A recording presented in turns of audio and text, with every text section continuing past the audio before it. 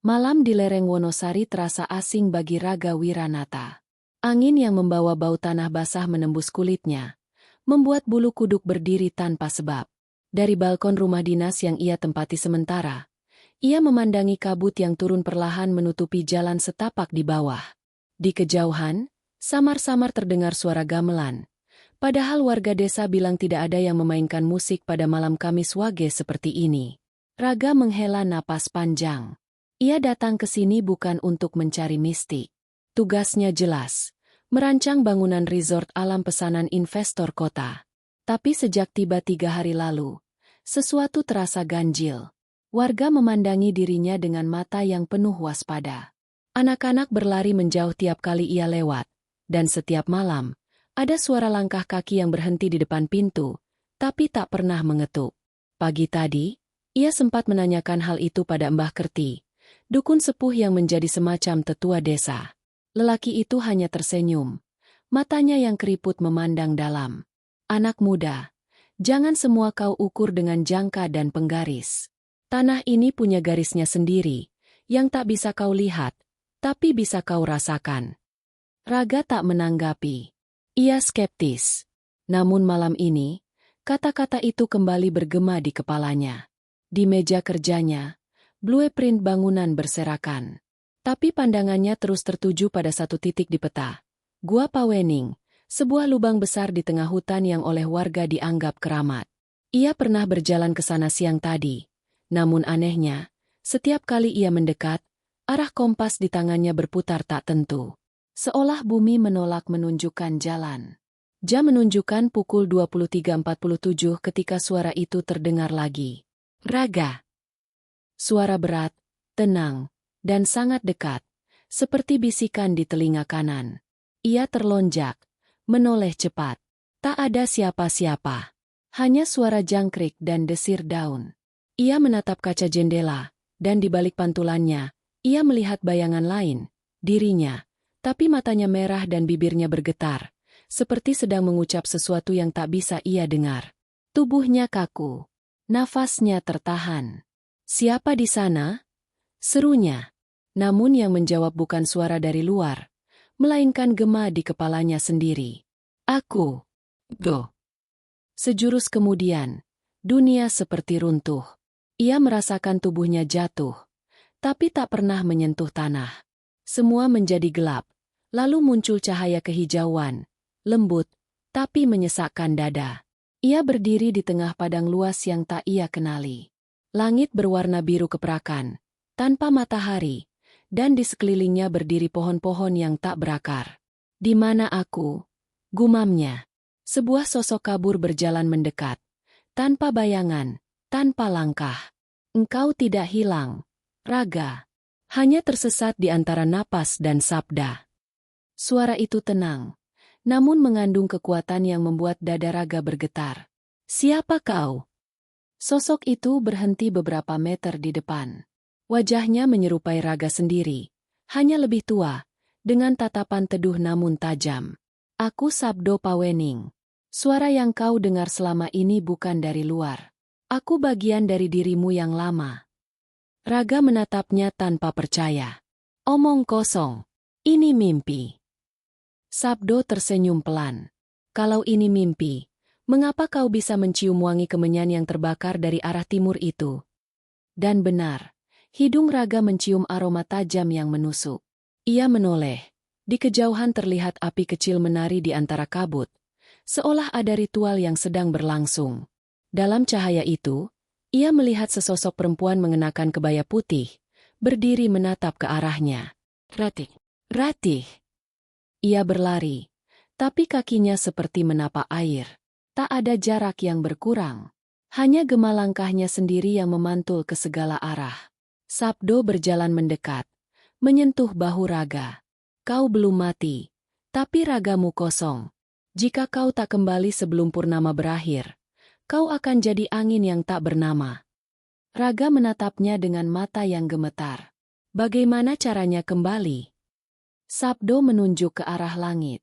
Di sana, cahaya membentuk lingkaran besar seperti gerbang berputar. Temukan suara panggilanmu.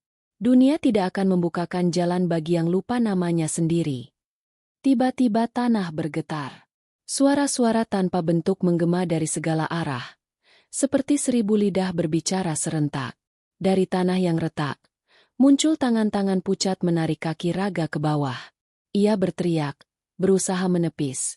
Namun tubuhnya terus tenggelam. Sabdo mengangkat tangan. Suaranya berubah berat seperti petir. Diam. Ia belum waktunya pergi. Cahaya menyilaukan membanjiri tempat itu. Semuanya lenyap. Raga membuka matanya. Ia sudah kembali di rumah dinas. Tubuhnya gemetar. Keringat dingin menetes dari pelipis. Di depan pintu, asap tipis kemenyan masih mengepul. Dan di tengahnya, sesosok bayangan berdiri, kabur, tapi tersenyum. Gerbang sudah terbuka. Raga, sekarang kau harus memilih. Menjadi tubuh tanpa jiwa, atau sabda tanpa raga. Lampu berkedip. Segalanya kembali gelap. Suara dari dalam kabut. Udara dini hari di Wonosari begitu berat.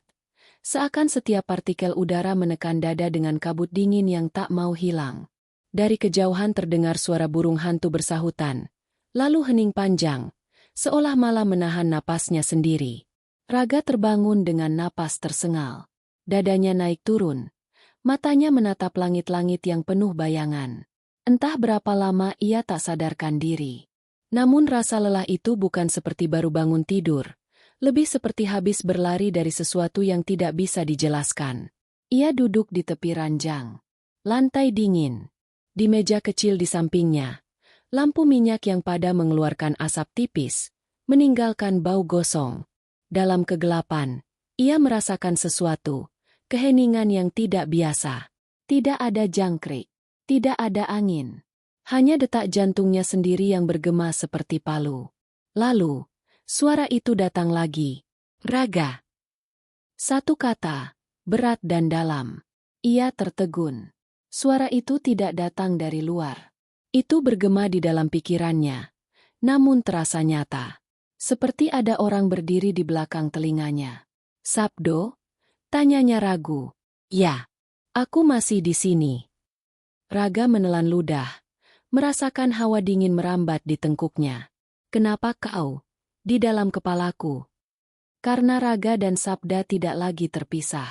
Kau membuka gerbang itu. Raga. Sekarang dunia tidak melihatmu sebagai satu tubuh, tapi dua kesadaran yang belum berpadu.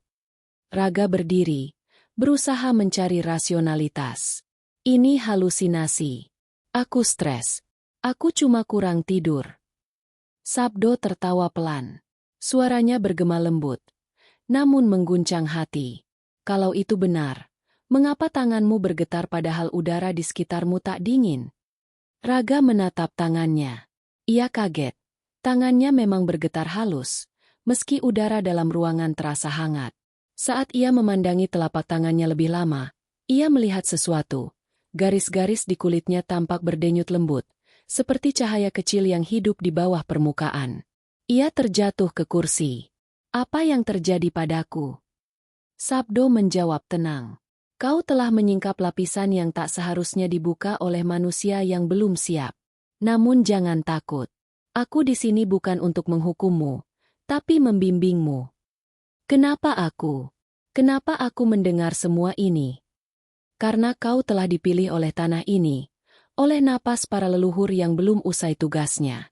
Ada janji lama yang harus ditebus. Kata-kata itu membuat kepala Raga pusing. Ia menutup telinga, tapi suara itu terus ada.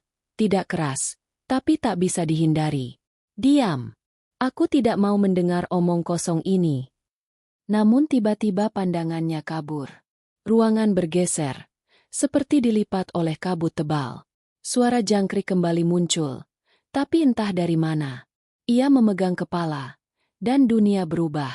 Kini ia berdiri di jalan setapak menuju hutan bambu. Kabut menutup pandangan hanya beberapa meter ke depan.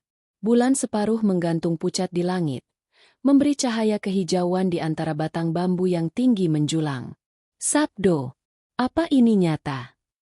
Nyata bagi mereka yang mendengarnya. Suara itu tidak lagi bergema di kepala. Ia mendengar langsung, di udara. Dari arah kabut, sebuah sosok perlahan muncul. Wajahnya samar, namun posturnya mirip manusia. Pakaian putih lusuh, rambut panjang, matanya kosong. "Siapa itu?" bisik Raga. "Penunggu batas," jawab Sabdo. Ia menjaga agar dunia sabda tak tertembus manusia. "Tapi karena kau membuka gerbangnya, ia datang mencarimu." Sosok itu bergerak mendekat. Langkahnya lambat namun setiap pijakan membuat tanah bergetar lembut. Suaranya serak seperti angin di daun kering. "Kembalikan yang kau ambil." Raga mundur. "Aku tidak mengambil apapun." Sosok itu berhenti. Dari dadanya keluar cahaya merah samar, berdenyut mengikuti ritme detak jantung. Gerbang tak pernah terbuka tanpa bayaran. Ia mengangkat tangan, dan udara di sekitar Raga bergetar. Hembusan dingin seperti menyayat kulit. Raga memejamkan mata, menahan napas. "Sabdo, tolong aku." Seketika cahaya putih menyelimuti dirinya. Suara Sabdo menggema keras. "Pergilah." Ia belum waktunya menjadi tumbal. Sosok itu memudar perlahan, menghilang bersama kabut. Raga terduduk, gemetar. "Sabdo," suaranya bergetar. "Apa maksudnya? Bayaran?" Setiap pintu yang terbuka akan menuntut sesuatu untuk tetap seimbang. Dunia manusia dan dunia sabda tidak boleh bersentuhan terlalu lama. Jika tidak, salah satunya akan hancur. Jadi aku harus menutupnya. "Tidak bisa. Kau hanya bisa menyeberanginya dan kembali dari sisi lain." Raga terdiam. Ia menatap hutan bambu di depannya. "Kemana jalannya?" Sabdo menjawab pelan. "Ikuti suara yang memanggilmu." Dan suara itu memang muncul, pelan, seperti lantunan tembang Jawa yang dilagukan dari dalam kabut. Lembut tapi penuh duka. Ia melangkah perlahan, menembus dingin yang semakin tebal. Langkah demi langkah, ia mulai melihat bayangan. Sebuah pendopo tua di tengah hutan, berdiri di antara akar beringin besar. Di depan pendopo, terdapat batu besar dengan ukiran kuno, dan di atasnya, sesaji yang masih baru. Lilin kecil menyala dengan api biru. Raga mendekat.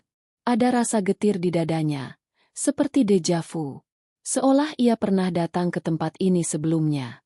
"Sabdo, tempat ini. Itu adalah tempat di mana namaku pertama kali diucap ratusan tahun lalu. Disinilah aku terikat pada dunia manusia." Raga berlutut di depan batu itu. Ia menyentuh permukaannya, dan tiba-tiba kilasan gambar memenuhi pikirannya. Seorang lelaki tua berbusana putih, bersila, dikelilingi murid-muridnya, mengucap mantra di tengah kabut. Di belakangnya, terlihat seseorang yang sangat mirip dengan dirinya sendiri, tapi dengan mata yang jauh lebih dalam. Kilasan itu hilang secepat datangnya. "Apakah itu kau?" tanya Raga. "Ya, aku Sabdo Pawening, penjaga antara dunia sabda dan raga. Tapi aku gagal di masa lalu. Dan sekarang, kau harus menuntaskannya." Raga menatap langit yang mulai memerah. Ia merasakan sesuatu dalam dirinya. Rasa takut bercampur pasrah. "Apa yang harus kulakukan?" "Temukan siapa yang memanggilmu pertama kali." Suara yang membuat gerbang terbuka. "Hanya dengan itu kau bisa menutupnya lagi." Tiba-tiba, suara perempuan terdengar lembut dari arah hutan. "Raga." Ia menoleh cepat. Di balik kabut, tampak sosok Ratih berdiri. Wajahnya cemas, tangannya terulur. "Ratih, bagaimana kau bisa di sini?" Sabdo bersuara lirih. "Dia bukan Ratih yang kau kenal. Hati-hati. Itu gema dari dunia yang memanggilmu."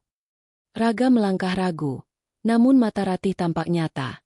Mata yang sama yang pernah menatapnya dengan marah, dengan cemas, dengan cinta yang tak pernah diucapkan. "Raga, pulanglah," katanya lirih. Langkah Raga berhenti. Suara Sabdo menegas. "Jangan percaya. Itu bukan dia."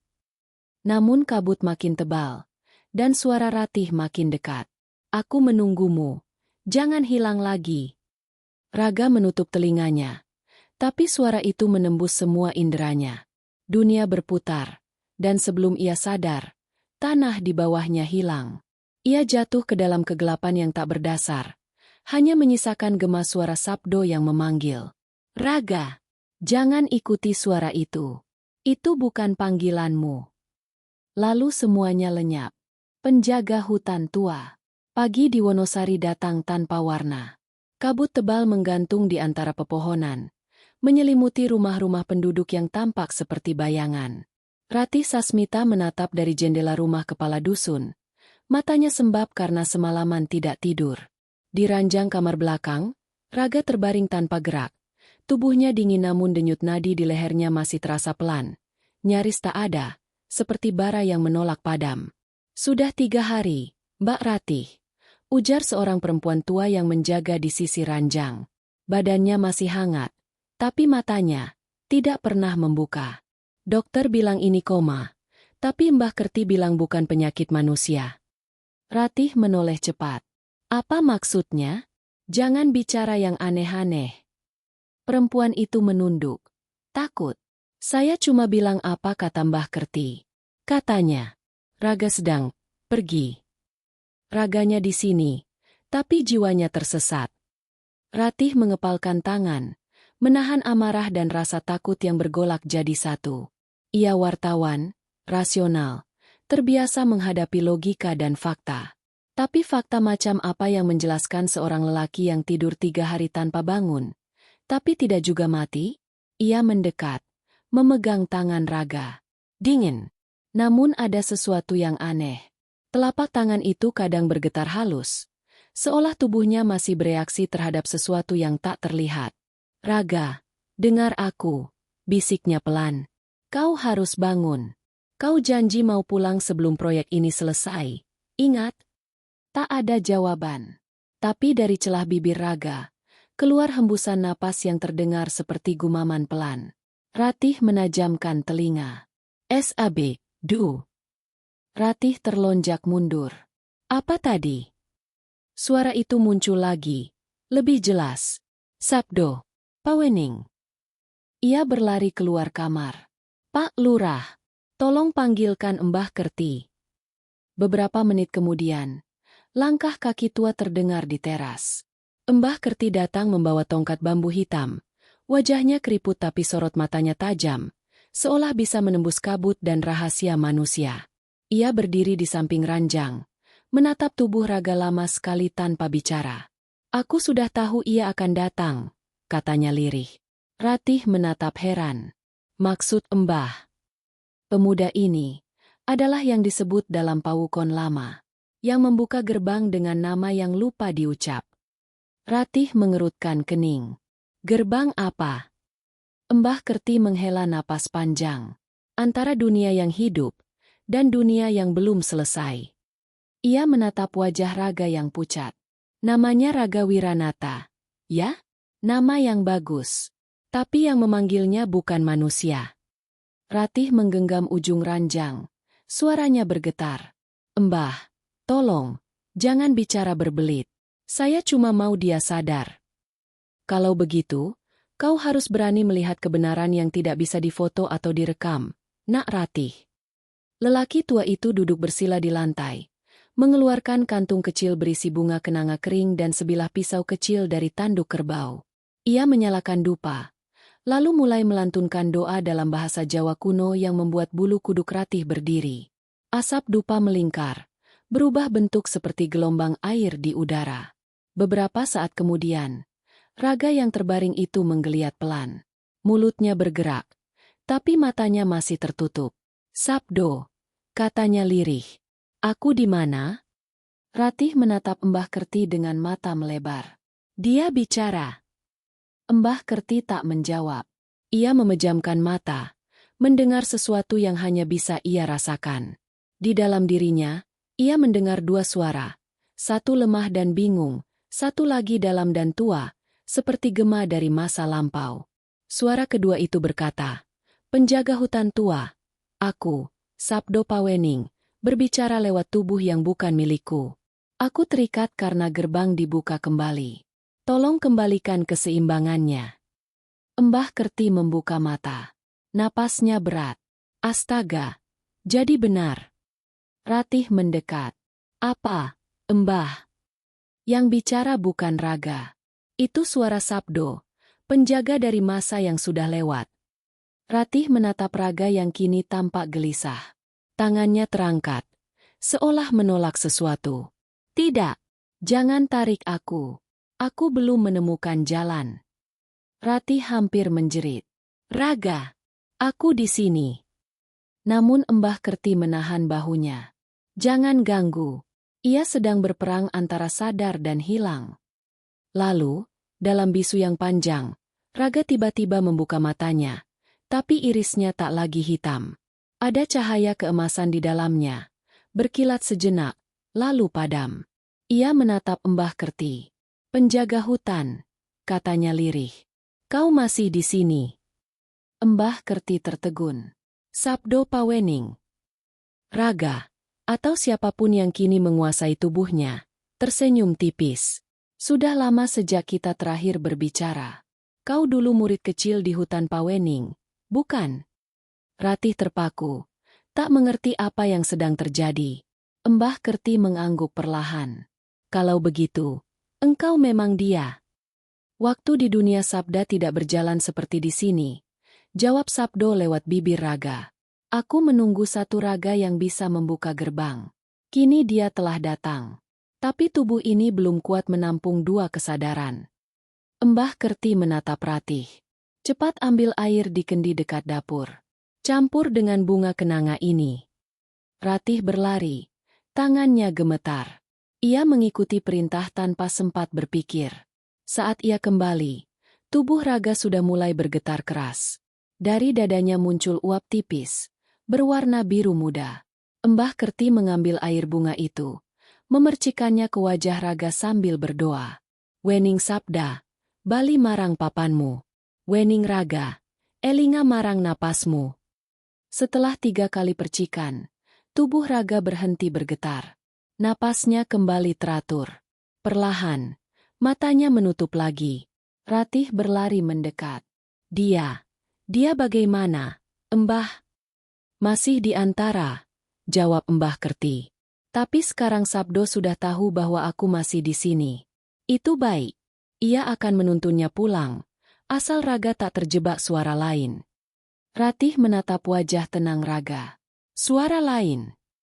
Ya, kata Embah Kerti lirih. Di dunia sabda, suara bisa menipu. Ada roh-roh yang iri karena mereka ingin menunggangi tubuh hidup. Jika Raga menjawab panggilan yang salah, maka bukan dia yang akan kembali. Ratih membisu. Ia tak tahu apakah harus percaya atau tidak. Tapi dalam hatinya, ia merasakan sesuatu yang tak bisa dijelaskan. Getaran lembut, seperti seseorang memanggil namanya dari kejauhan. Ratih. Ia menoleh cepat. Tak ada siapa-siapa. Tapi suara itu jelas. Suara Raga. Embah Kerti menatapnya dengan pandangan khawatir. Kau juga mulai mendengar, ya? Ratih terdiam, menatap ke arah hutan yang diselimuti kabut di luar jendela. Kalau begitu, lanjut Embah Kerti, hubungan antara Raga dan Sabda sudah menembus batas manusia biasa. Itu berarti waktunya tidak banyak. Berapa lama dia punya waktu? Tanya Ratih cepat. Sebulan. Sampai purnama berikutnya. Kalau sampai saat itu jiwanya belum kembali, ia akan menjadi suara abadi, hidup di antara napas dan angin. Ratih menatap keluar. Kabut di kaki hutan tampak bergerak, seperti bernafas. Kalau begitu, aku akan menemukannya, katanya pelan. Aku akan menjemput Raga, dari manapun dia terperangkap. Embah Kerti memandang Ratih lama sekali, lalu mengangguk. Tapi ingat, nak, di dunia sabda, yang paling keras bukanlah teriakan, tapi bisikan yang membuatmu ragu. Ratih memegang tangan Raga dengan mantap. Kalau begitu, aku tak akan ragu. Di luar, kabut bergerak perlahan, seperti membuka jalan menuju hutan. Dari kejauhan, terdengar lagi suara gamelan samar, nada yang sama seperti yang didengar Raga di malam ketika gerbang terbuka.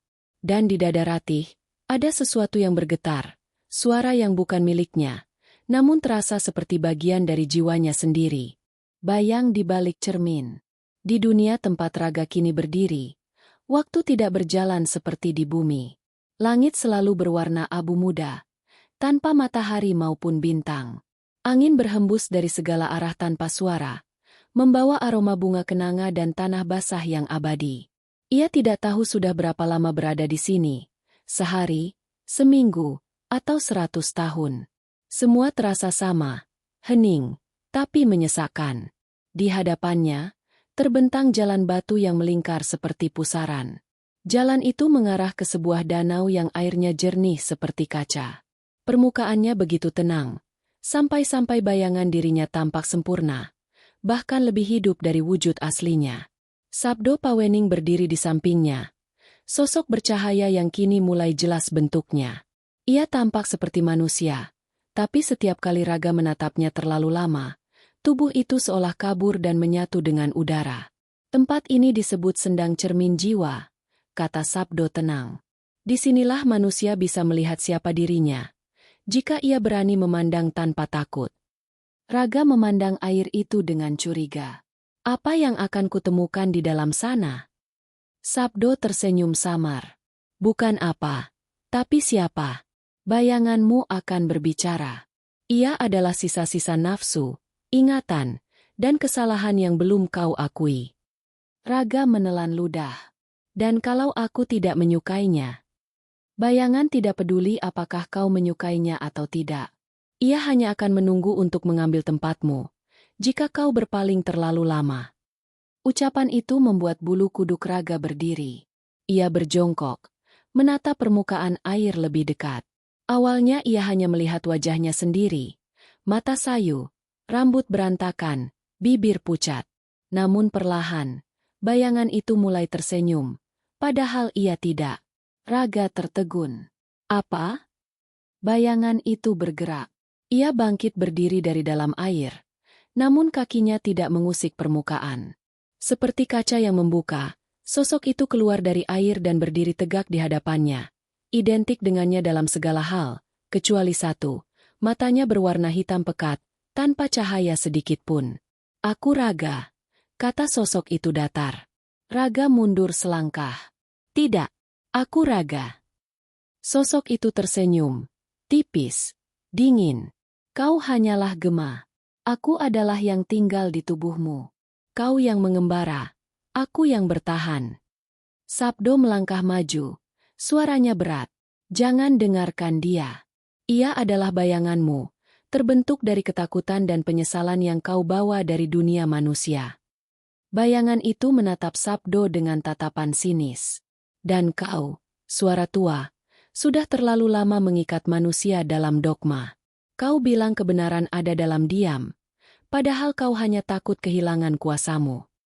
Sabdo mengerutkan dahi, namun tak menjawab. Raga berusaha menenangkan diri. Kau tidak nyata. Kau hanya cermin. Bayangan itu mendekat, hingga wajah mereka hampir bersentuhan. Kalau aku hanya cermin, kenapa kau bisa mencium napasku? Raga memundurkan tubuh, tapi bayangan itu menepuk dadanya. Dan entah bagaimana, sentuhannya terasa nyata. Dingin, namun hidup. Dalam sekejap, Raga melihat kilasan.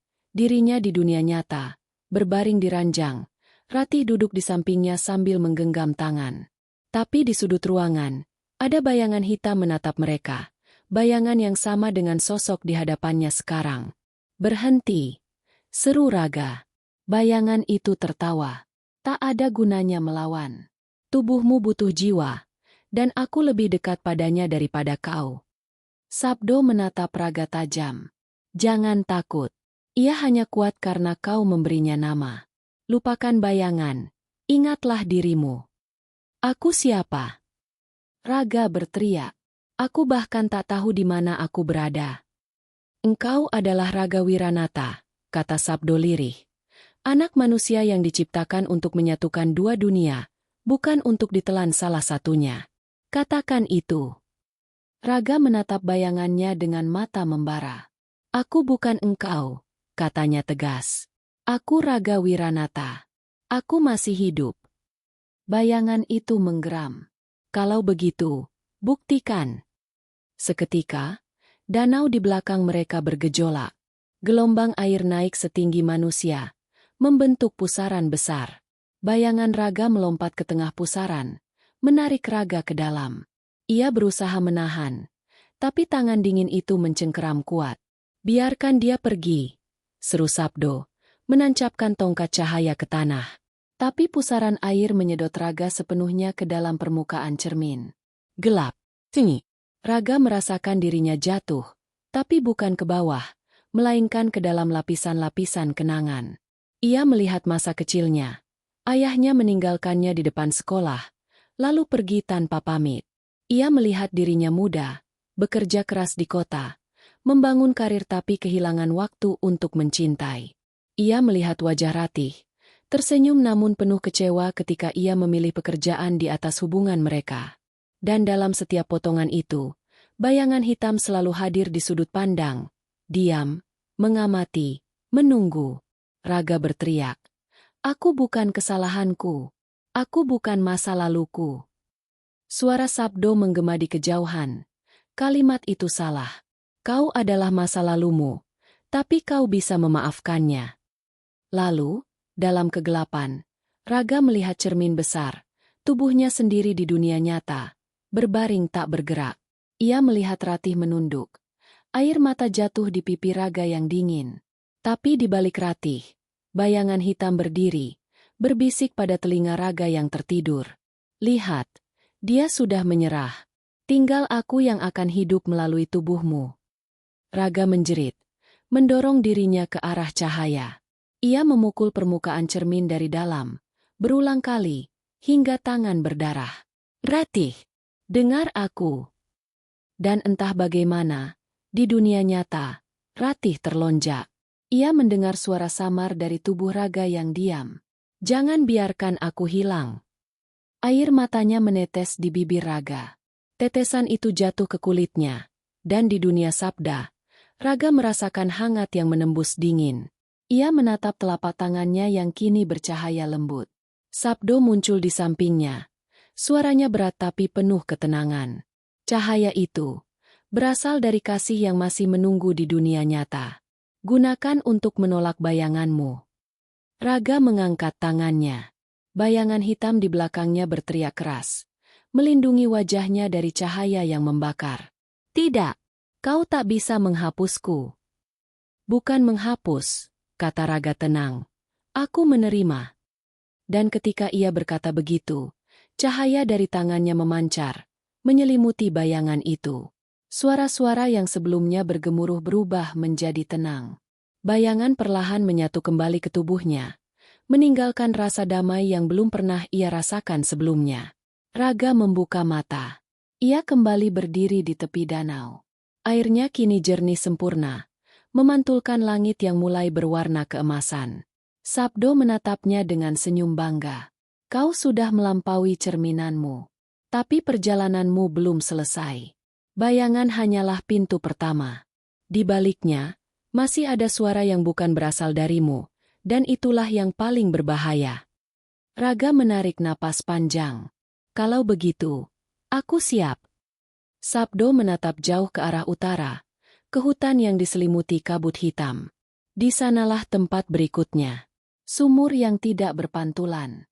Jika kau sanggup menatap ke dalamnya tanpa kehilangan namamu, maka kau akan tahu siapa yang memanggilmu pertama kali. Raga menatap ke arah itu. Di kejauhan, suara gamelan kembali terdengar. Kali ini lebih jelas, lebih dalam, seperti memanggil dari dasar bumi. Dan ia tahu, perjalanan menuju kebenaran baru saja dimulai. Sumur yang tidak berpantulan. Hening menyelimuti padang kabut ketika Raga dan Sabdo menapaki jalur batu menuju utara. Di kejauhan, suara gamelan terdengar lirih, seperti dimainkan oleh tangan-tangan tak terlihat. Bunyi kenong, saron, dan gong bersahut-sahutan dalam irama yang tidak manusiawi, terlalu lambat, terlalu dalam, seolah berasal dari perut bumi. "Setiap langkah yang kau ambil di sini," ujar Sabdo sambil menatap ke depan, "adalah gema langkahmu di dunia nyata. Jika di sana tubuhmu masih bernapas, maka di sini jalan ini akan tetap ada. Tapi jika napasmu berhenti..." Ia berhenti bicara. Raga menatapnya. Apa yang akan terjadi kalau napasku berhenti? Sabdo menatap lurus ke kabut. Jalan ini akan lenyap. Dan kau akan jatuh. Bukan ke tanah, tapi ke sunyi tanpa bentuk. Itulah akhir dari mereka yang gagal menyatukan sabda dan raga. Raga diam. Ia bisa merasakan hawa dingin menusuk tulang, tapi langkahnya tidak goyah. Sejak kejadian di sendang cermin jiwa, ada sesuatu yang berubah dalam dirinya. Bayangan gelap yang dulu mengancam kini sudah menyatu dengannya, membawa ketenangan aneh. Ia mulai menerima bahwa kegelapan bukanlah musuh, melainkan bagian dari dirinya sendiri.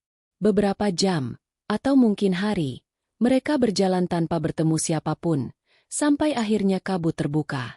Di hadapan mereka, terbentang lembah luas yang dikelilingi batu hitam menjulang seperti gigi raksasa. Di tengah lembah itu, tampak sebuah lubang bundar besar, berdiameter puluhan meter. Sumur itu tidak memantulkan cahaya sama sekali.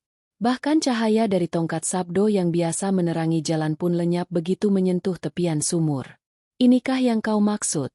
tanya Raga pelan. Sabdo mengangguk.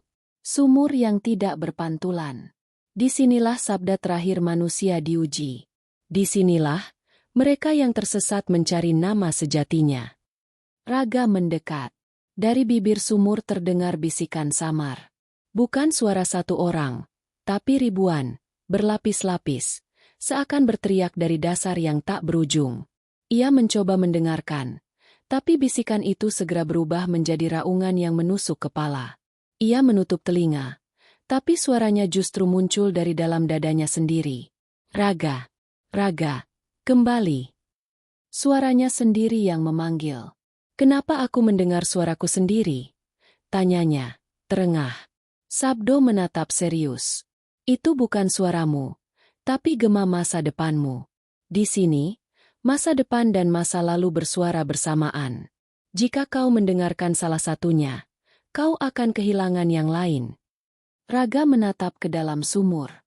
Tidak ada air, tidak ada pantulan, hanya kegelapan yang hidup, berdenyut seperti jantung. Ia menelan ludah. "Apa yang harus kulakukan?"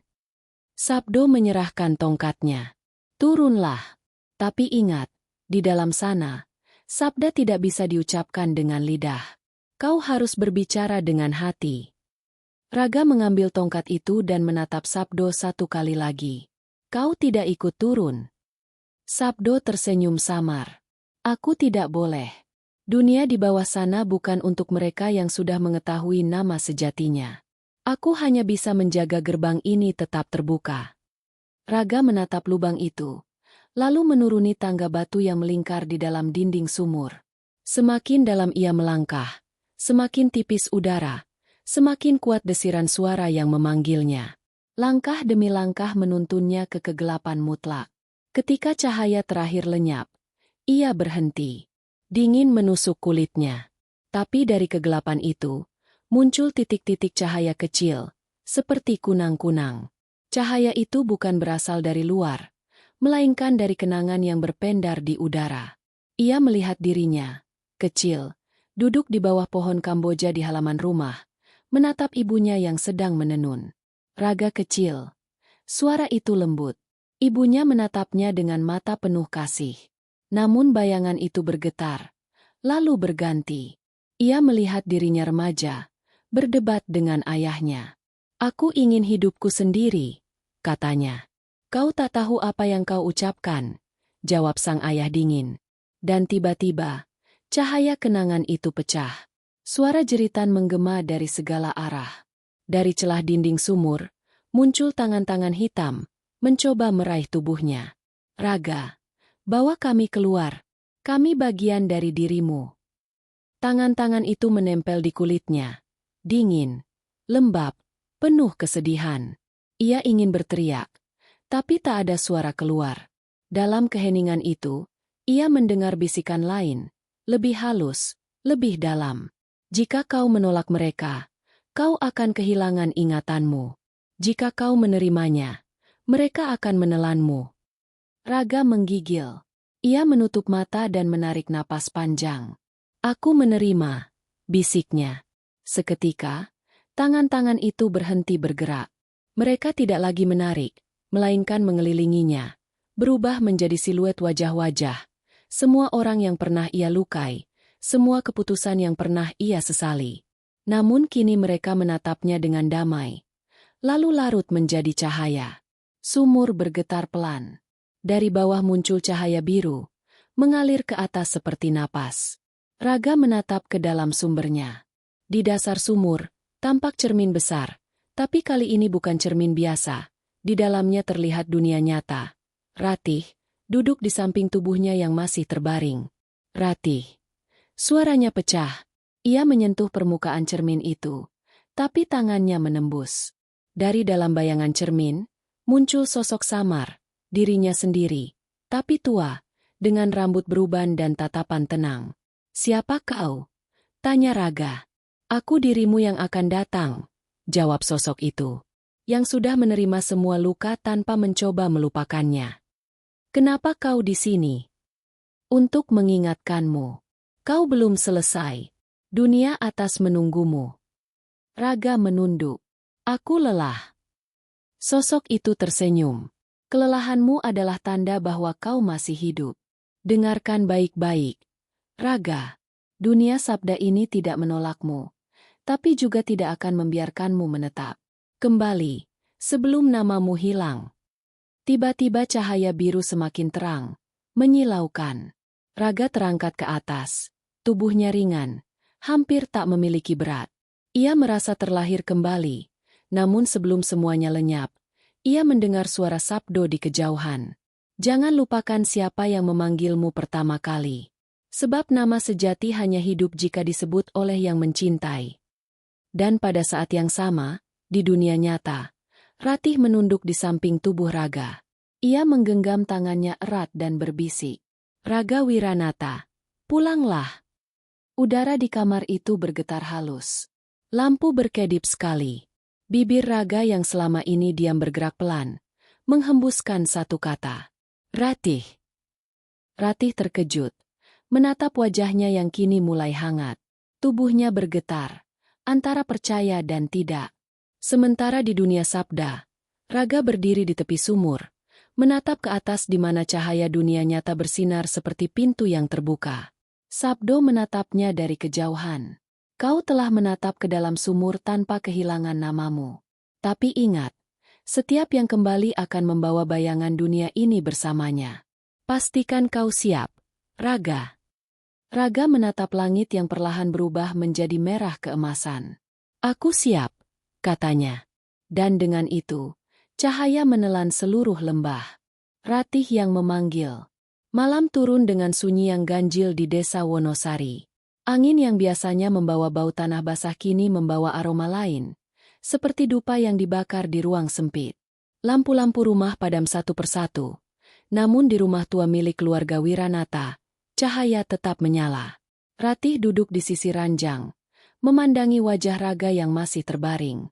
Tubuhnya hangat sekarang, berbeda dari minggu-minggu sebelumnya.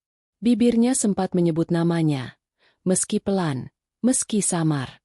Tapi bagi Ratih, itu sudah cukup untuk menyalakan harapan. Ia menggenggam tangan lelaki itu, menatap ke arah jendela yang terbuka sedikit. Dari luar, suara jangkrik mengalun seperti doa tanpa henti. "Raga," bisiknya lembut. "Kalau kau masih di sana, dengarlah aku. Aku di sini menunggumu. Jangan biarkan aku berbicara dengan sepi terlalu lama." Dari sudut ruangan, Mbah Kerti yang sedari tadi berdiam mulai membuka matanya.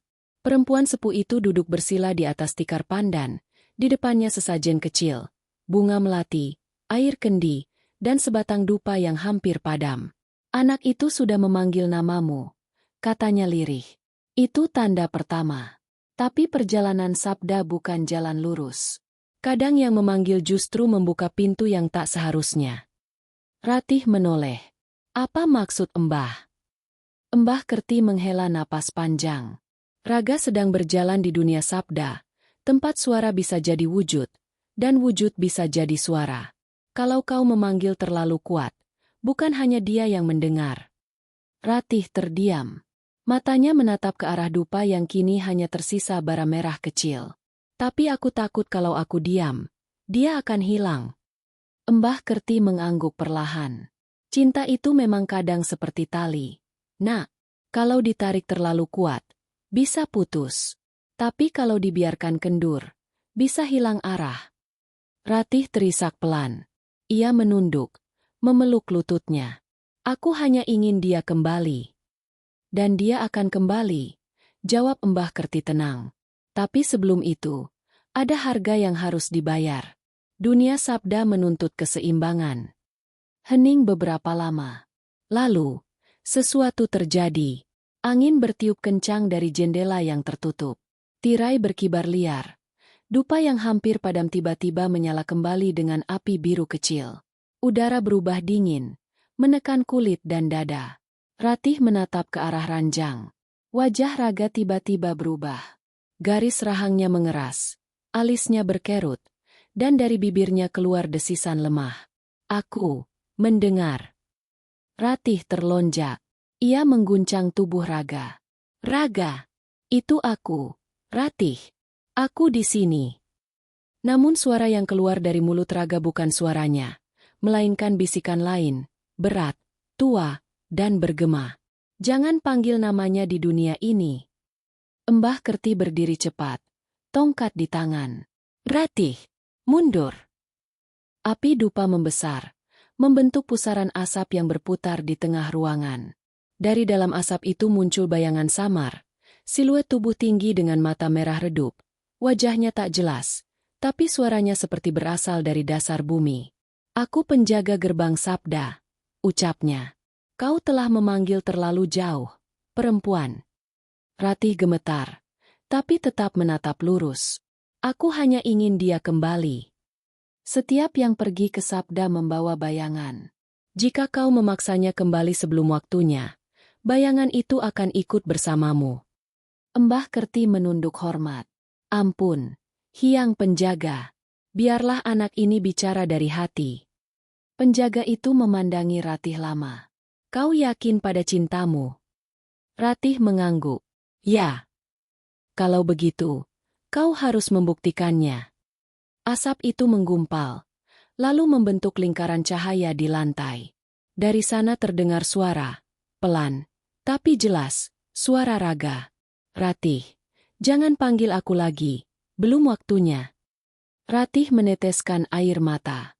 Raga, aku takut kehilanganmu. Kalau kau takut kehilangan, berarti kau belum benar-benar percaya. Jawab suara itu, makin pelan. Percaya, Ratih, bukan dengan mulut, tapi dengan diam. Suara itu memudar, dan bersama dengan itu, pusaran cahaya mengecil. Penjaga gerbang menatap Ratih sekali lagi. Bila waktunya tiba, dia akan menemukanmu lewat sabda yang sama.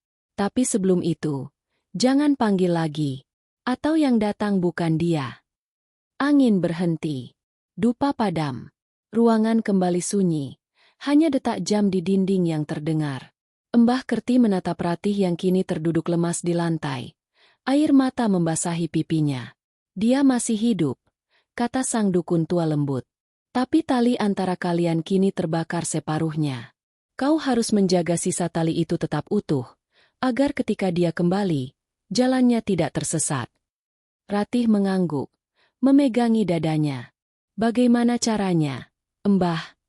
Dengan sabda yang tidak diucapkan, jawab Mbah Kerti. Doa yang tidak berbunyi. Di dunia sabda, diam bisa lebih keras daripada teriakan. Sementara itu, di dunia sabda, Raga berdiri di lembah yang sama, tapi langitnya kini merah tua. Ia mendengar suaranya sendiri menggema, tapi bukan dari luar, dari dalam dadanya. Jangan panggil aku lagi. Ia memejamkan mata. Ia tahu suara itu tak ditujukan pada Ratih, tapi pada dirinya sendiri. Bagian dari dirinya yang masih ingin pulang sebelum waktunya. Sabdo Pawening berdiri di sampingnya, tongkat bercahaya di tangan. Dunia atas mulai memanggil. Kau harus kuat menahan dua arah. Aku mendengar Ratih, kata Raga lirih. Suaranya membuatku ingin kembali. Dan itulah ujian ketiga, ujar Sabdo. Cinta sejati bukan tali yang menarik, tapi cahaya yang menuntun. Jika kau kembali tanpa menyatukan sabdamu, tubuhmu akan hidup, tapi jiwamu akan kosong. Raga menatap ke langit merah yang kini mulai retak, seperti kaca. Dari celah-celahnya, sinar putih turun, membentuk huruf-huruf yang mengambang di udara. Ia bisa membaca namanya di sana, Raga Wiranata, tapi huruf-huruf itu terus berubah menjadi kata lain. Raka, Ragi, Ragwa, nama-nama yang bukan dirinya. Sabdo menatap serius. Itulah yang terjadi ketika dunia atas memanggil sebelum waktunya. Namamu mulai retak. Jika kau kehilangan nama, kau tak akan bisa kembali, bahkan jika tubuhmu bangun. Raga menunduk. Kedua tangannya mengepal. Aku tak ingin kehilangan siapa diriku.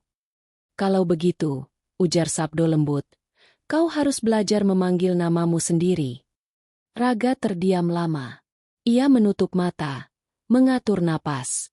Dalam diam itu, ia mengingat semua hal tentang dirinya. Tawa Ratih, aroma pagi di desa, rasa hujan pertama di kulitnya, ketakutan, cinta, kehilangan, semuanya menyatu. Lalu, dari dalam hatinya, muncul satu suara yang tidak lagi berbisik. Aku Raga Wiranata. Aku yang hidup, aku yang mencinta, aku yang akan pulang. Tanah di bawahnya bergetar. Langit yang retak perlahan sembuh. Sabdo tersenyum kecil. Begitulah cara Sabda mengenali tuannya. Raga membuka mata.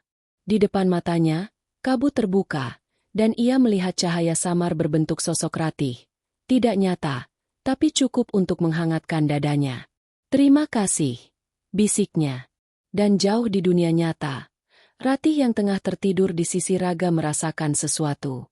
Di dalam mimpinya, ia melihat Raga berdiri di padang cahaya, tersenyum padanya tanpa suara. Ia tidak berbicara, tapi ia tahu maknanya. Aku sedang pulang. Gerbang yang retak. Subuh di desa Wonosari biasanya datang dengan embun di daun pisang dan suara ayam bersahutan.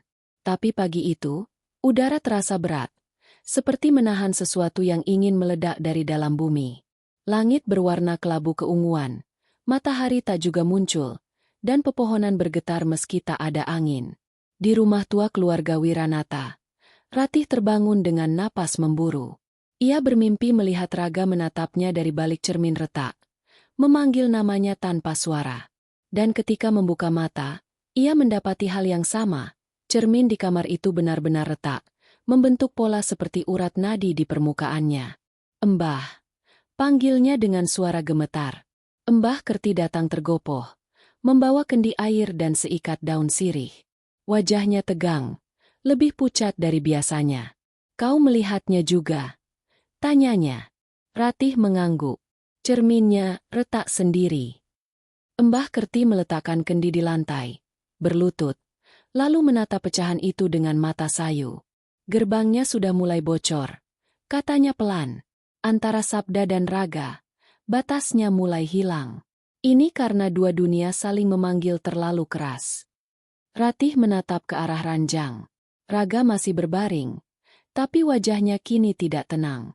Alisnya berkerut, napasnya berat, dan sesekali bibirnya bergerak seperti menggumam.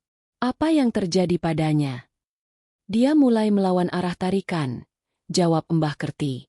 Sabdonya masih ingin menetap, tapi raganya mulai kembali. Jika gerbangnya terbuka penuh, keduanya bisa hancur di tengah. Ratih menatap Raga dengan mata berkaca. Apa yang bisa kulakukan? Doa tidak cukup lagi, ujar Embah Kerti. Sekarang waktunya menjaga gerbang dari sisi sini. Karena kalau gerbang itu pecah, bukan cuma Raga yang hilang, dunia kita pun akan ikut retak. Sementara itu, di dunia Sabda, Raga berdiri di tengah padang kabut.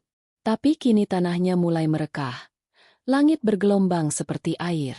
Setiap langkahnya memunculkan gema aneh, bukan dari suara, tapi dari bayangan dirinya sendiri yang kini bergerak dengan jeda, selalu terlambat setengah detik.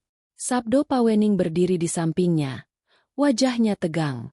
Gerbangnya retak. Dunia atas sudah memanggilmu terlalu kuat. Raga menatap langit merah. Aku bisa merasakannya. Ada suara dari sana. Suara Ratih. Sabdo mengangguk. Ya, tapi bukan hanya dia yang memanggilmu. Ada hal lain yang ikut terbawa. Dan saat itu juga, tanah di bawah kaki mereka pecah. Dari celahnya, muncul kabut hitam pekat, dingin dan beraroma besi. Suara gemuruh menyertainya, seperti tawa yang tertahan ribuan tahun. Raga menatapnya dengan ngeri. Apa itu? Sabdo menancapkan tongkatnya ke tanah. Cahaya memancar dari ujungnya. Itu sisa-sisa jiwa yang tertahan di antara dua dunia. Mereka tertarik ke celah karena namamu belum sempurna. Kabut itu mulai naik, membentuk sosok-sosok samar. Wajah-wajah tanpa mata, mulut terbuka, tangan menjulur ke segala arah. Mereka berbisik serentak. Buka-buka gerbangnya. Sabdo berseru. Jangan dengarkan. Mereka hanya pantulan keinginan manusia yang ingin hidup kembali. Tapi suara mereka semakin keras. Salah satu dari sosok itu memeluk kaki Raga. Dinginnya menembus daging dan tulang. Ia berteriak, berusaha melepaskan diri. Sabdo, tolong. Sabdo menatap tajam. Kau harus menutup gerbang dari dalam. Panggil namamu. Raga. Panggil dengan sabda yang benar. Namun Raga tak sanggup bicara. Tenggorokannya terkunci, napasnya sesak, dan suara-suara itu menelan pikirannya. Ia melihat Ratih. Wajahnya muncul di antara kabut, memanggil-manggilnya dengan air mata. Ia mencoba meraih, tapi setiap langkah mendekat justru membuat dunia sabda retak lebih parah. Sabdo mengangkat tongkatnya tinggi. Cahaya putih menyambar langit, menciptakan garis yang memisahkan dua dunia. Kau harus memilih sekarang. Jika kau menunggu lebih lama, keduanya akan hancur. Raga memejamkan mata. Ia mendengar dua suara sekaligus. Ratih memanggil dari dunia nyata, dan Sabdo memanggil dari dunia sabda. Dua arah, dua panggilan, dua kehidupan. Dan di antara keduanya, suara ketiga muncul, halus, tapi jelas. Suara dirinya sendiri. Aku adalah sabda dan raga. Aku tidak memilih. Aku menyatukan. Dengan sisa tenaga, Raga menumbuhkan cahaya dari tubuhnya. Cahaya itu memancar dari dadanya, memecah kabut hitam, memaksa bayangan-bayangan itu mundur. Tanah berhenti bergetar. Langit perlahan mereda. Tapi dari celah yang terbuka, muncul sesuatu yang belum pernah Sabdo lihat. Cahaya merah berbentuk mata. Sabdo melangkah mundur. Wajahnya pucat. Itu bukan bagian dari dunia sabda. Raga menatapnya. Lalu apa? Sesosok yang menunggu di luar dua dunia. Ia tidak punya nama, tapi selalu muncul ketika gerbang terbuka terlalu lama. Ia mencari tubuh untuk berdiam. Mata merah itu bergerak, menatap langsung ke arah Raga. Suaranya bergema di kepala mereka berdua. Nama baru. Sabdo berteriak. Raga, jangan biarkan dia menyentuhmu. Tapi terlambat. Cahaya merah itu menembus dadanya, membuat tubuh Raga bergetar hebat. Ia merasakan panas dan dingin bersamaan. Matanya berpendar sesaat, lalu semuanya gelap. Di dunia nyata, Ratih menjerit. Tubuh Raga yang semula tenang kini kejang. Urat di lehernya menegang. Lampu di ruangan berkedip cepat. Angin berputar kencang. Dan cermin yang retak kini pecah seluruhnya. Mbah Kerti berteriak. Ambil air kendi. Cepat. Ratih menuangkan air itu ke telapak tangannya dan memercikkan ke wajah Raga. Raga, aku di sini. Namun suara yang keluar dari mulut Raga bukan miliknya. Siapa yang berani memanggil nama itu? Ratih terpaku. Suara itu dalam, berat, dan terasa seperti ribuan gema berbicara bersamaan. Mbah Kerti memutar tongkat kayu di tangannya, melafalkan doa dalam bahasa kuno. Keluar, wahai yang tak bernama, dunia ini bukan rumahmu. Tapi tubuh Raga menegang. Matanya terbuka, dan pupilnya kini menyala merah samar.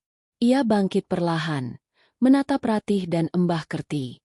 Aku haus akan nama, katanya pelan. Ratih mundur, tapi air matanya menetes tanpa sadar. Itu bukan dia. Mbah Kerti menatapnya tajam.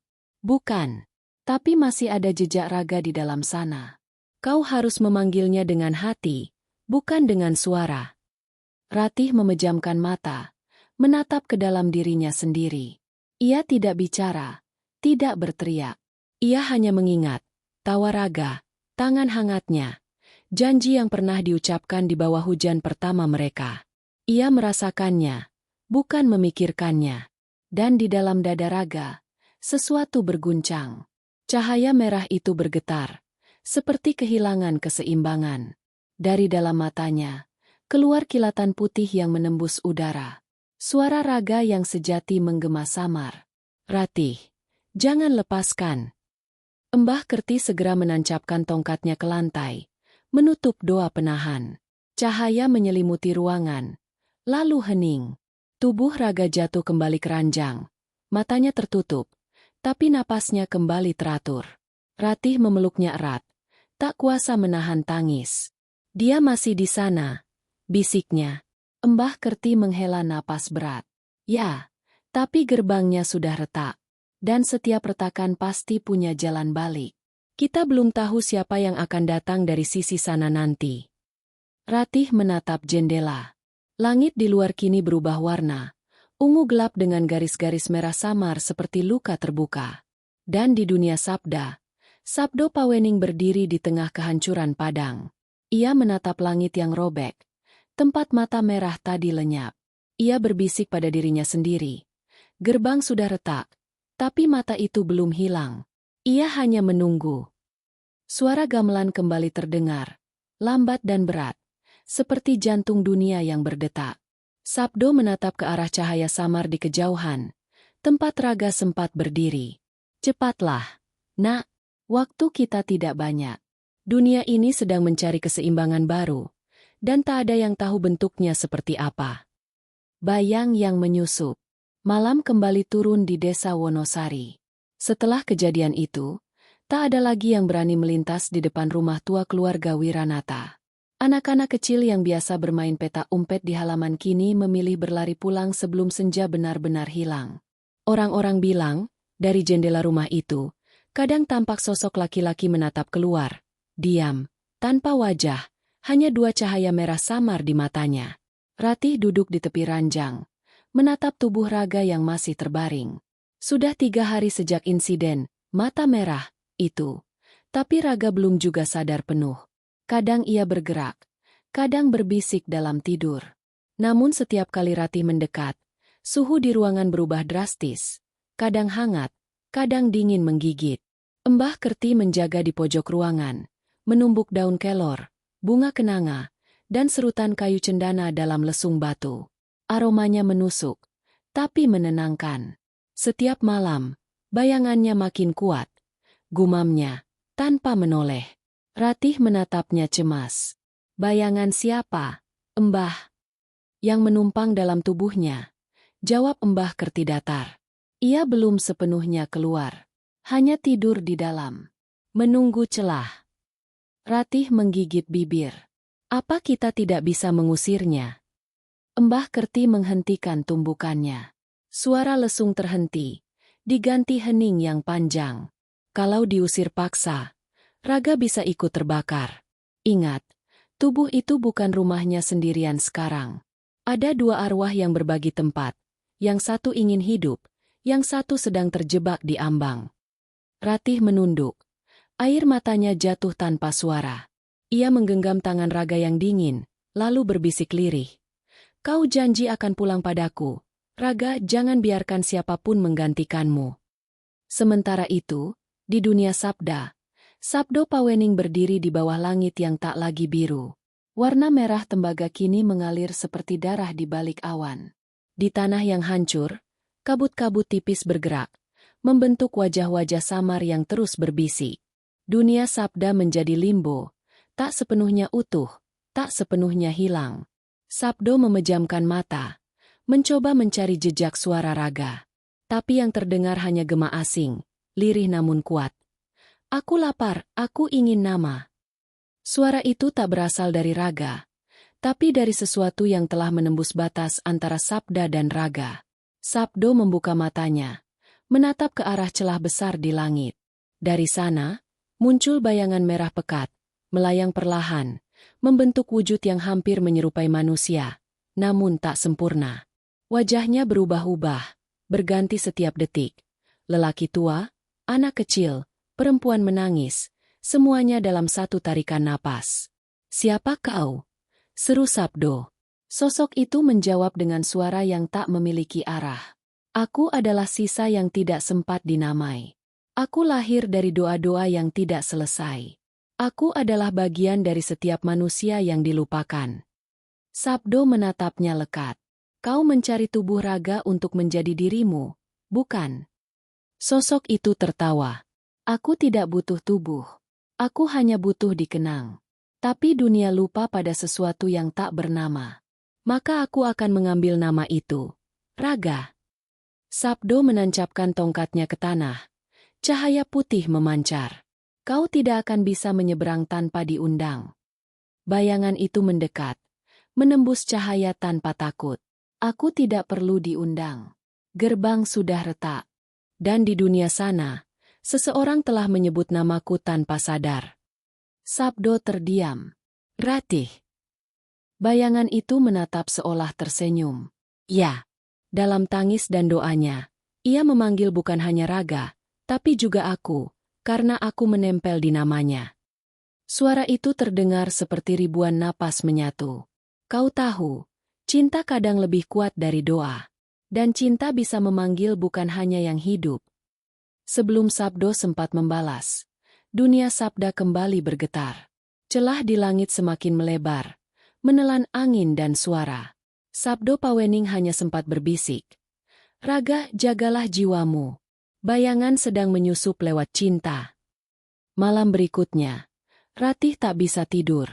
Ia duduk di lantai, punggung bersandar pada ranjang, menatap raga yang tampak lebih tenang dari biasanya.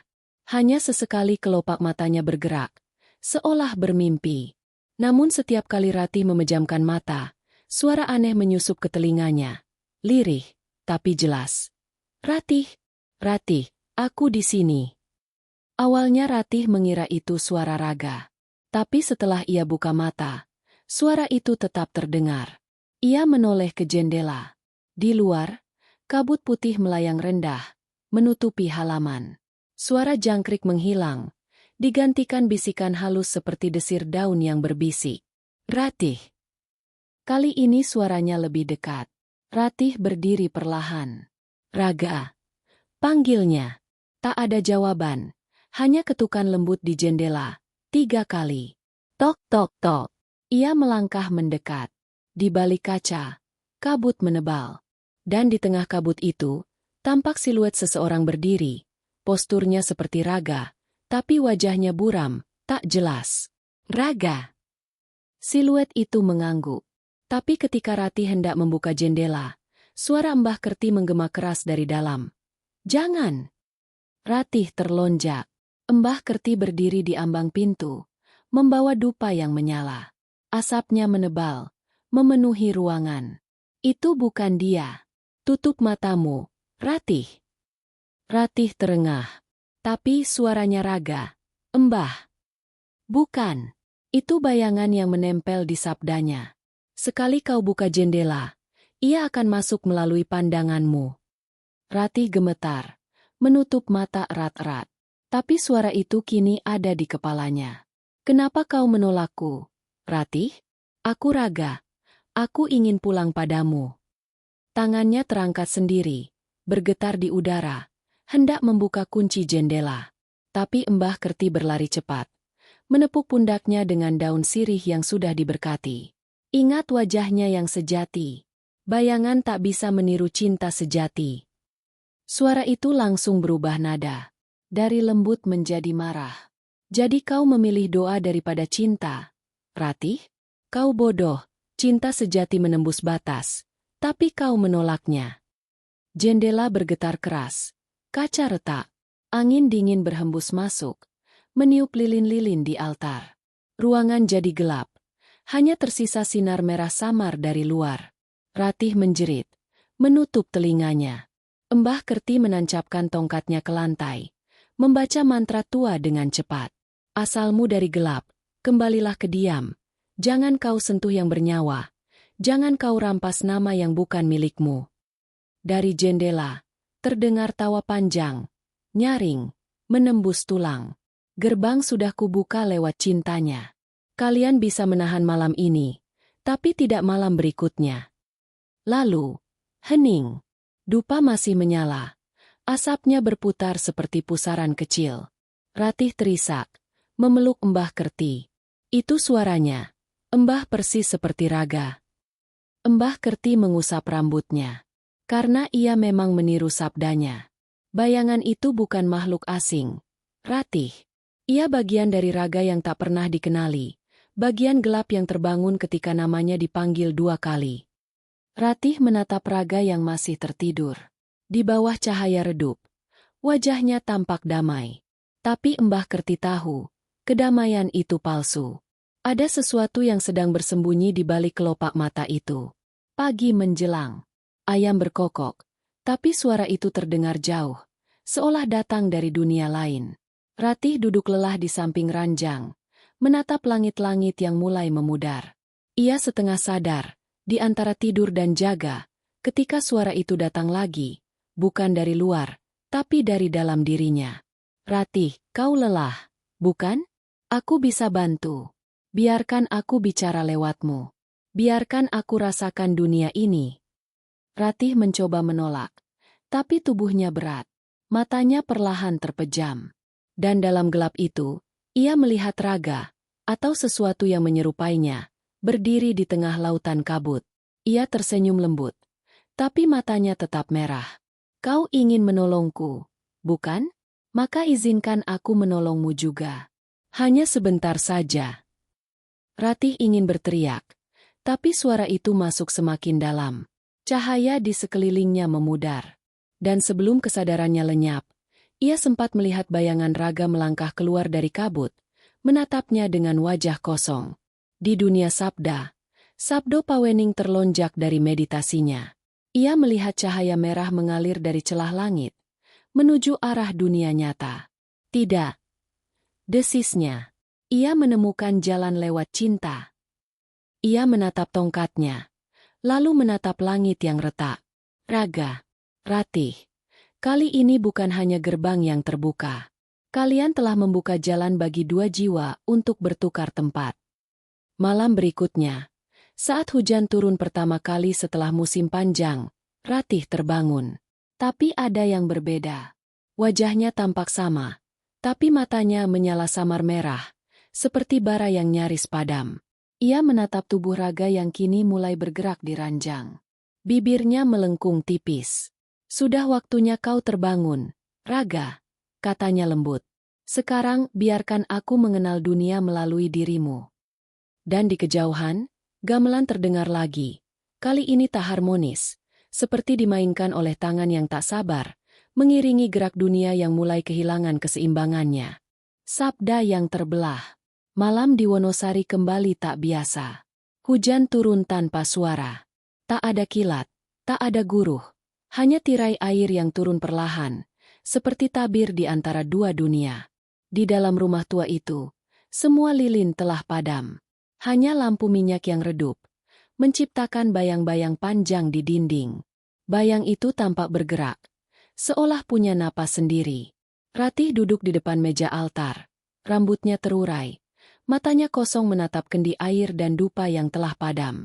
Ia tampak tenang, tapi ada sesuatu dalam wajahnya yang lain. Dingin, terlalu diam, terlalu sadar. Mbah Kerti yang sedari tadi mengawasinya dari pojok ruangan, merasakan hawa aneh. Getaran halus di udara membuat kulitnya merinding. Ratih. Panggilnya pelan. Tak ada jawaban. Ratih. Nak, sudah 3 hari kau tidak keluar kamar. Makan pun tidak. Raga sudah mulai membuka mata. Tapi Ratih menoleh perlahan. Matanya menatap Mbah Kerti, dan dalam sorotnya ada cahaya merah samar, yang hanya muncul sekejap namun cukup untuk membuat darah tua itu berdesir. Semuanya baik-baik saja, Mbah, katanya lembut. Suaranya pelan, tapi nadanya ganjil, seperti dua suara bersamaan, Ratih dan sesuatu yang lain di dalamnya. Mbah Kerti tahu sesuatu telah terjadi. Bayangan itu sudah masuk ke dalam dirimu, ya? Ratih tersenyum kecil. Tidak, Mbah. Aku hanya menyatukan diri. Raga dan aku kini tak terpisahkan.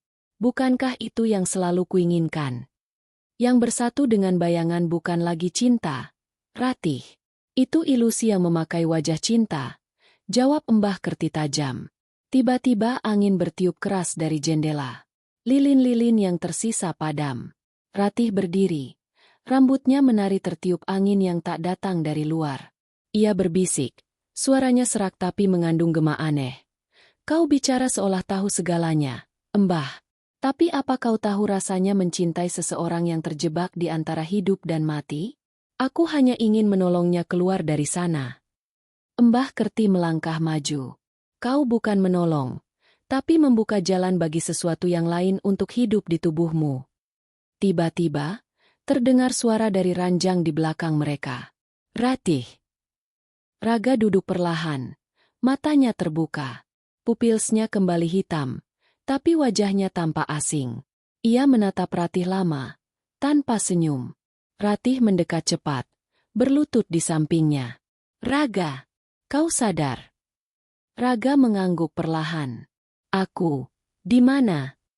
Di rumah. Raga, kau sudah pulang. Aku menjagamu. Jawab Ratih sambil menggenggam tangannya erat. Namun Mbah Kerti tetap waspada. Ia memperhatikan tatapan Raga. Datar, kosong, seperti cermin yang tidak memantulkan apapun. Raga, ucap Mbah Kerti perlahan. Siapa namamu? Raga menatapnya dengan mata sayu. Namaku, Raga. Nama lengkapmu, Nak. Hening. Raga Wiranata. Mbah Kerti mengangguk pelan. Tapi sebelum ia sempat menghela napas lega, Raga melanjutkan, dengan suara yang berbeda. Dan aku juga yang tak bernama. Suara itu membuat seluruh ruangan bergetar pelan. Dinding retak halus. Kendi air di altar pecah tanpa disentuh. Ratih terlonjak, menatap wajah Raga yang kini berubah. Separuh lembut, separuh kelam. Cahaya merah mulai menetes dari matanya. Seperti darah yang menyala. Raga! Ratih berteriak, mengguncang bahunya. Kau dengar aku, kan? Ini aku. Raga menatapnya. Tapi senyumnya bukan lagi milik manusia. Kau memanggilku terlalu keras. Ratih. Doamu menembus batas. Dan aku mendengar. Sekarang, aku tidak bisa pergi. Kau juga tidak bisa. Mbah Kerti cepat-cepat membuka kitab kecil dari kulit kayu. Ia mulai melantunkan doa dengan suara rendah tapi mantap. Namun setiap bait keluar, angin di ruangan semakin kuat, menumbangkan perabotan, meniup daun-daun kering masuk lewat celah jendela. Ratih menjerit. Mbah, hentikan. Kau menyakitinya. Yang kuhadapi bukan Raga lagi. Nak, ini bayangan yang meminjam tubuhnya. Tiba-tiba, Raga berteriak. Suaranya seperti ribuan suara sekaligus, memantul dari dinding. Dari dadanya, muncul cahaya merah yang memecah udara, mengguncang rumah itu. Kau tidak bisa memisahkan kami. Cinta telah mengikat dua jiwa. Di dunia sabda, Sabdo Pawening berlutut di tengah badai spiritual yang mengguncang tanahnya. Ia melihat dari jauh, di antara retakan dunia, dua cahaya beradu di dunia manusia. Ia tahu, ini saatnya turun tangan. Dengan sisa kekuatan, ia menancapkan tongkatnya ke tanah, membuka jalan ke dunia raga untuk terakhir kalinya. Raga Wiranata, dengarkan aku, serunya. Sabdamu belum sempurna. Kau belum menyebut namamu yang sejati. Suara itu bergema sampai dunia manusia. Raga memejamkan mata, tubuhnya gemetar. Bayangan merah di sekelilingnya berteriak marah. Jangan dengarkan dia. Kau milikku. Aku adalah bagianmu. Ratih memeluknya erat. Air mata menetes di pipinya. Raga, lihat aku. Aku bukan memanggil bayangan. Aku memanggilmu. Hanya kau. Tubuh Raga bergetar makin hebat. Suara Sabdo makin keras, bergema dari antara dua dunia. Sebutkan namamu, wahai Raga. Sebutkan dengan sabda yang suci. Lepaskan bayanganmu, atau kalian berdua akan hancur. Raga membuka matanya, menatap Ratih. Dalam bening bola matanya, dua cahaya beradu, putih dan merah. Lalu ia berbisik, lirih tapi jelas. Namaku Raga Wiranata, dan aku adalah cahaya yang berjalan dalam tubuh manusia. Cahaya putih meledak dari dadanya, membanjiri ruangan. Bayangan merah menjerit, mencoba menempel pada tubuh Ratih, tapi Sabdo Pawening muncul di antara mereka, menancapkan tongkatnya ke tanah. Sudah cukup, seru Sabdo. Kau bukan nama, kau hanya pantulan dari ketakutan manusia yang tak sempat dilupakan. Pergilah ke asalmu, ke sunyi tanpa sabda. Bayangan merah itu memeki keras, lalu memudar dalam pusaran cahaya. Ratih menjerit memanggil Raga, tapi Sabdo mengangkat tangannya, menenangkan. Diamlah, nak. Ia sedang menutup gerbang. Cahaya makin terang, hingga segalanya menjadi putih. Suara gamelan terdengar, kali ini tenang, perlahan mengiringi setiap denting langkah menuju sunyi. Ketika Ratih sadar, ia sudah berbaring di lantai. Pagi telah datang. Matahari menembus jendela yang pecah, menimpa wajahnya dengan hangat. Ia menoleh. Mbah Kerti tertidur di kursi, tongkatnya masih di genggaman. Sabdo Pawening tidak terlihat. Hanya ada dupa yang masih mengepulkan asap. Raga duduk di tepi ranjang. Wajahnya tenang, matanya jernih. Ia tersenyum pelan. Ratih. Ratih bangun, berlari memeluknya. Kau kembali. Sungguh kau kembali. Raga mengusap rambutnya lembut. Aku hampir hilang, Ratih. Tapi suaramu memanggilku pulang. Cintamu bukan jalan bagi bayangan, tapi jembatan untukku kembali. Ratih terisak di dadanya. Aku takut kehilanganmu. Raga tersenyum. Kau tidak pernah kehilangan, hanya harus belajar melepaskan. Ia menatap keluar jendela, di mana embun pagi menetes dari ujung daun. Sabdo Pawening telah menutup gerbang. Tapi setiap gerbang yang pernah terbuka, selalu menyisakan retakan kecil. Ratih menatapnya. Bingung. Maksudmu? Raga menatap telapak tangannya. Samar. Ada tanda merah seperti mata kecil yang telah memudar, tapi belum hilang. Ia menutupnya perlahan. Aku masih membawa sebagian dari bayangan itu. Tapi sekarang, aku mengendalikannya, bukan sebaliknya. Mbah Kerti terbangun, menatap mereka dengan mata berkaca. Kalian telah melewati ujian yang tak semua manusia bisa jalani. Tapi ingat, nak, sabda dan raga selalu terikat. Jika salah satunya terbelah lagi, dunia ini akan kembali bergetar. Raga mengangguk. Aku tahu, Mbah, karena aku telah melihat dua dunia, dan tahu betapa rapuh batas di antaranya. Sabdo Pawening muncul di ambang pintu. Samar, seperti bayangan yang diterangi cahaya pagi. Ia menatap Raga dengan senyum damai. Kau telah memahami dirimu, nak. Sekarang, dunia sabda tak lagi membutuhkanmu, tapi selalu menunggumu jika keseimbangan terguncang. Raga berdiri, menunduk hormat. Terima kasih, Guru. Sabdo melangkah mundur, perlahan menghilang bersama cahaya yang semakin terang. Suara gamelan terakhir terdengar, lembut, seolah dari jarak ribuan tahun. Hari berganti. Hidup perlahan kembali normal di desa Wonosari. Namun setiap kali senja turun, Ratih kadang melihat Raga termenung di beranda, menatap ke arah hutan yang jauh di seberang sawah. Di sana, kabut selalu menggantung sedikit lebih tebal daripada tempat lain. Sedang apa? Tanya Ratih suatu sore. Raga tersenyum, mendengarkan sabda dunia. Kadang ia berbisik, kadang diam.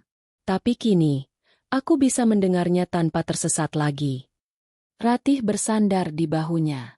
Kau tak akan pergi ke sana lagi, kan? Raga menggeleng pelan. Tidak, kecuali dunia memanggilku lagi. Dan di kejauhan, Angin bertiup lembut, membawa gema samar, seperti suara gamelan yang nyaris tak terdengar, mengingatkan bahwa antara sabda dan raga, batas itu hanya setipis embun pagi.